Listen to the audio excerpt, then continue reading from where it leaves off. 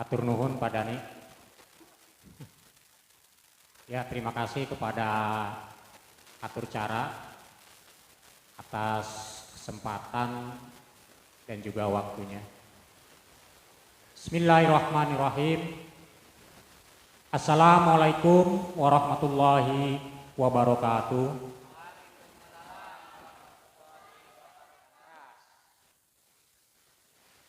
Ya, Al-Mahmud Allahu Jalla Jalalu wal musholla alaihi Muhammadun walu wa al-maddu lahu al-bilad wa rijalu usini wa iyakum bitaqallah faqad faja man yattaqo wa utsukum ala taatihi la'alana minal muflihin.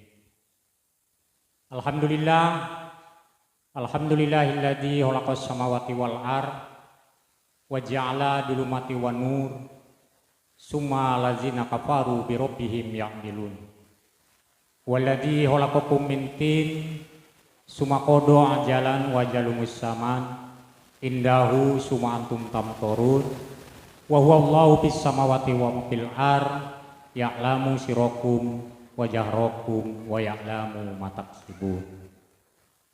Shadaqallahul adzim alaya. Yang saya hormati tentunya sahabat saya, guru-guru kita bersama, ada Ustadz Hasan Sudirman, ada Ustadz Syarifuddin. Semoga beliau selalu diberikan kesehatan dan juga hidup yang berkah beserta keluarga. Yang saya hormati aparatur pemerintahan, ada Pak RW serta keluarganya dan juga para penanggung jawab staf jajarannya, ada Pak RT yang mungkin pada kesempatan ini hadir dan juga mewakili dari RT 1 sampai dengan RT 7. Yang saya hormati tentunya Ketua Dewan Kemakmuran Musola Al-Musdalifah Bapak Suheri, dan yang saya hormati Ketua Dewan Kemakmuran Musola Al-Istihad Bapak Ustadz Jainuddin. Tidak lupa tentunya yang saya hormati di sini ada kader-kader dari PKK, kader dari Posyandu, dan juga mungkin anak-anak Karang Taruna. Hadirin bapak-bapak dan juga ibu-ibu jamaah sekalian, alhamdulillah bersyukur kepada Allah bahwa pada kesempatan malam ini kita bisa bermuajahah, kita bisa bersilaturahim bersama. Tentunya dalam rangka tadi sudah disampaikan oleh pembawa acara. Yang pertama tentunya pelaksanaan istiqfalan yang mungkin dilaksanakan sejak pagi. Yang kedua yaitu jeda atau penutupan sementara untuk pengajian baik jamaah rijal atau laki-laki maupun jamaah nisa ataupun jamaah perempuan ataupun ibu-ibu. Ya. Salawat dan juga salam semoga tetap tercurahkan kepada junjungan alam Nabi pembawa perubahan dari alam dulumat atau alam kegelapan menuju alam nur atau alam cahaya, dari suatu kondisi jahiliyah atau kondisi kebodohan menuju kondisi di mana tatanan diatur dengan tatanan ilahiyah, yakni Kanjeng Nabi besar Nabi Muhammad Sallallahu Alaihi Wasallam. Dan semoga kita sebagai umat yang anut kepadanya, sebagai pengikut sunnahnya, semoga kelak mendapatkan syafaatnya di yaumil akhir. Amin ya Allah ya Rabbal Alamin.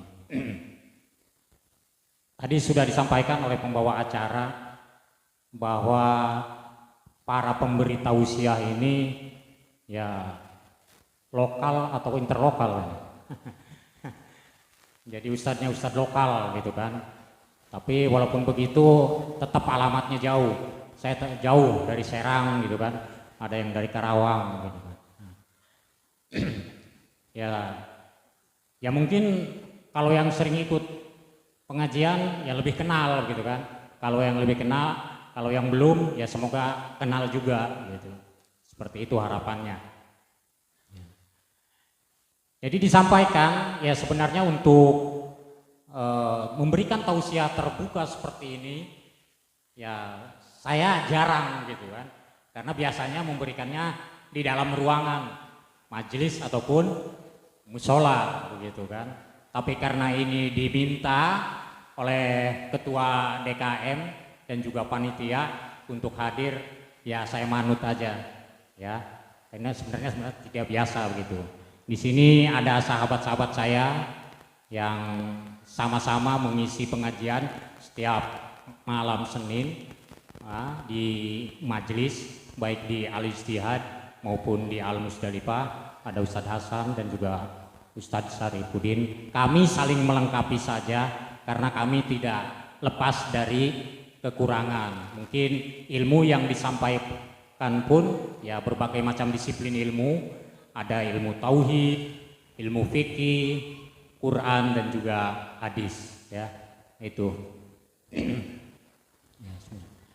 Jadi ketika saya memberikan kurang lebih 1 tahun gitu kan di majelis, panggilan juga udah banyak yang memanggil Pak Ustadz gitu kan.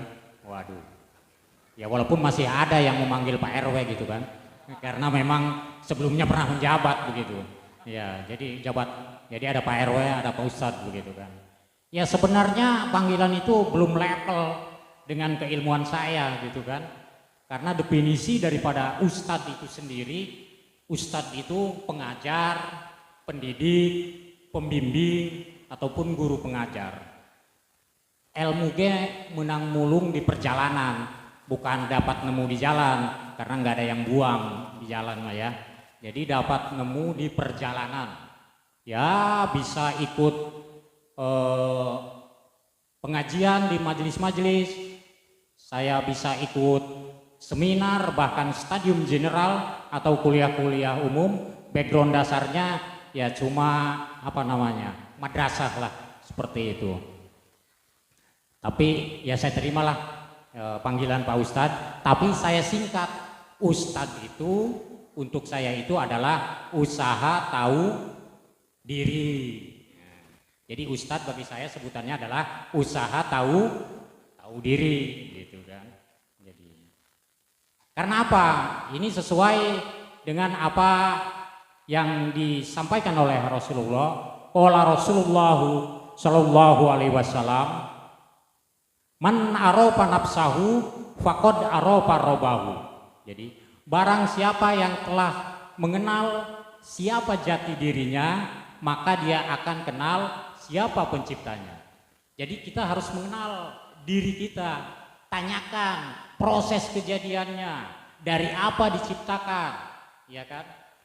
Bapak moyang kita pertama diciptakan dari tanah, Adam alaihissalam. Keturunannya dari saripati air yang hina. Seperti itu. Terus tanyakan pula tujuan Allah menciptakan manusia itu untuk apa? Ya. Nah, maka kita akan kenal siapa pencipta kita, siapa Tuhan kita, dan siapa pengatur kita.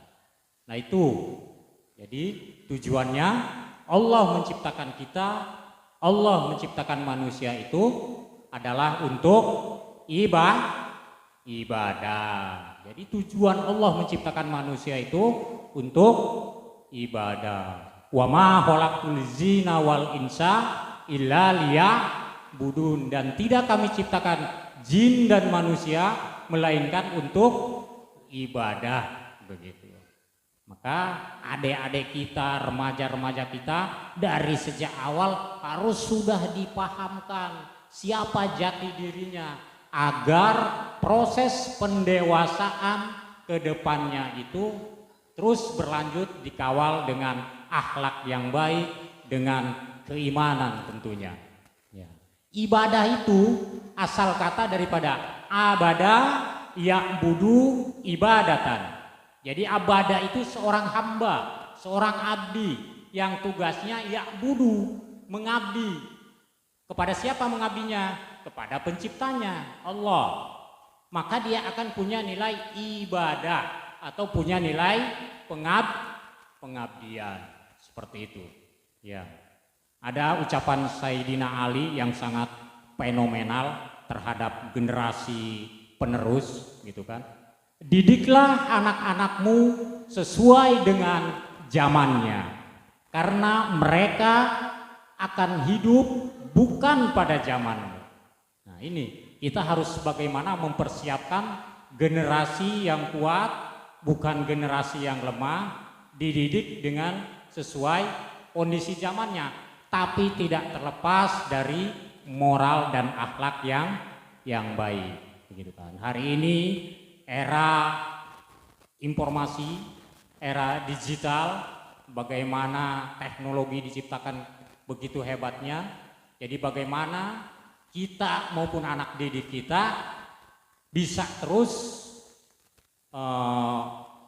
mengikuti perkembangan zaman, tetapi diiringi dengan akhlak yang baik tentunya. Rasulullah juga bersabda, Kulu mauludin yuladuna alal fitrah. Jadi setiap bayi yang lahir itu dalam kondisi fitrah. Jadi setiap bayi yang lahir itu dalam kondisi fitrah. Sudah fitrah, ibarat kertas putih. Fa'abawahu, tergantung bapak-bapaknya. Bapak-bapak di sini banyak untuk mendidik ke depannya. Di rumahnya dididik oleh orang tuanya. Di lingkungannya ada Bapak RT, ada Bapak RW dengan sistem tentunya. Terus sampai ke atas, Bapak Lurah, Bapak Camat begitu kan. Itu dengan sistem nanti ke depan.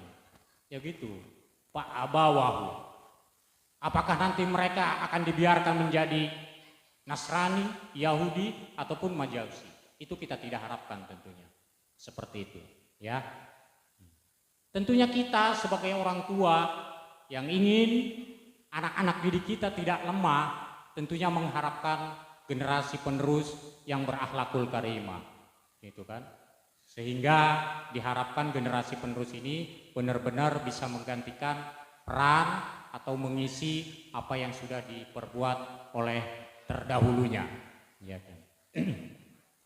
Untuk selanjutnya, tentunya kita di sini kumpul, kita di sini berkumpul bersama yang tentunya tadi sudah dikatakan dalam rangka penutupan pengajian dan juga pelaksanaan istiqfalan, itu udah sesuai dengan rujukan ajaran ilahi. Ini satu ayat. Udah berapa menit Pak Dani? Karena dijatah saya kalau nggak 15 menit 20 menit. Masih? Masih 8 menit ya. Ya seperti itu. 8 menit lagi, kalau nggak satu ayat, 2 ayat lah, begitu kan? Ya saya katakan begini, tentunya harapannya baik ketua DKM maupun seluruh pengurusnya agar adanya kemakmuran di musola ini, kemakmuran di majelis atau di masjid ini. Allah berfirman, iya kan? Innama ya'muru masajidallah man amana billah wal yaumil akhir walam yahsya ilallah fa asa ulaika ayakunu minal muhtadin. Jadi innama ya'muru, sesungguhnya orang-orang yang memakmurkan masjid Allah adalah orang-orang yang beriman kepada Allah dan Rasulnya. Jadi orang yang beriman kepada Allah dan Rasulnya adalah orang yang punya tanggung jawab moral terhadap kemakmuran musolanya, terhadap kemakmuran majelisnya. Jadi diadakannya pengajian, diprogramkannya pengajian, baik ibu-ibu maupun bapak-bapaknya, ibu-ibunya mungkin 2 minggu sekali kalau di Al-Istihad.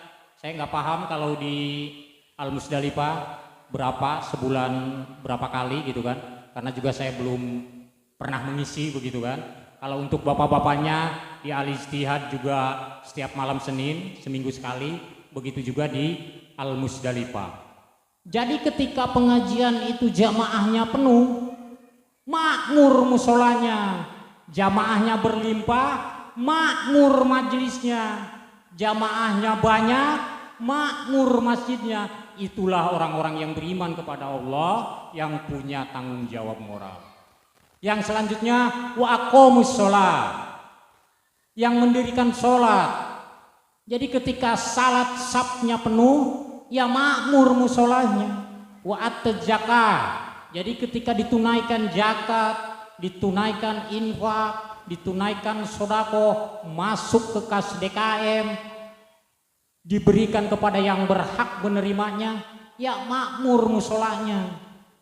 Ada hak anak yatim di sana, ada hak fakir miskin di sana, ada hak kaum duafa di sana, dan juga ada hak fisabilillah berputar di sana. Walam yahsa ilallah, mereka tidak takut kepada siapapun, tetapi hanya takut kepada Allah. Maknanya kalau kita takut kepada Allah, berarti perintahnya harus dilaksanakan. Mereka itulah yang diharapkan menjadi orang-orang yang mendapat petunjuk. Ya, mudah-mudahan kita semua diberi taufik dan juga hidayah. Taufik, tahu pikiran jalan kehidupannya, hidayah, hidupnya ayat-ayat Allah di dalam dadanya. Ya, mungkin itu ya, karena yang nanti ceramah masih ada 2, jadi dibatasi waktunya. Kalau